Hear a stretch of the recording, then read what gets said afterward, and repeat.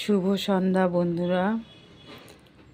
বিকেলে কাজকর্ম সেরে সন্ধে পুজো দিয়ে জামা কাপড় ঘরে ঠরে এনে এখন চা নিয়ে বসলাম।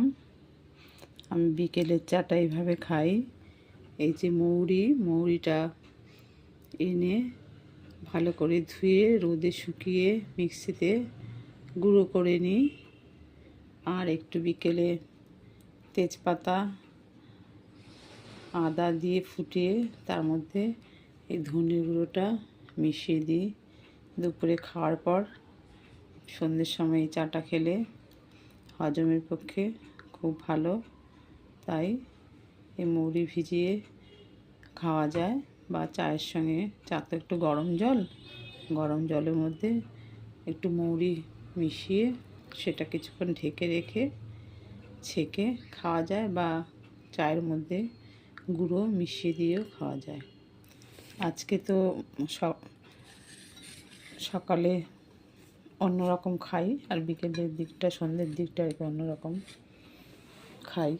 শরীরের জন্য টুপিটাকে একটু করার চেষ্টা করি। তারপরে তো যা হয় হবে, যেটা হয় সেটা তো আলাদা ব্যাপার। চেষ্টা তো করতেই হবে, নিজেদের চেষ্টা ছাড়া তো শরীরকে সবসময় সঠিকভাবে চালনা করা যায় না। কিছুটা চেষ্টা, কিছুটা উপরওয়ালার ভরসা, এই নিয়ে জীবন এগিয়ে যায়। সন্ধ্যায় শুরু করলাম, এটা কোনো খেয়ে একটু সেলাই আছে করব। অনেকটাই সেলাই রয়েছে, কিছু সেলাই রয়েছে। একটু হাতের কাজ করতে ভালোবাসি, এর আগে তোমাদের দেখিয়েছিলাম। ওগুলো নিয়ে বসবো। সন্ধ্যের পর কিছুটা টাইম পাই, সকালে টিউশনি থাকে। আর সপ্তাহে তো 4 দিন যাই টিউশনিতে। আগামীকালও আছে আবার। সন্ধ্যের পর থেকে আগামীকাল মানে বিকেল থেকে ব্যস্ত থাকবো একটু। ঠিক আছে বন্ধুরা, ভালো থেকো, বাই।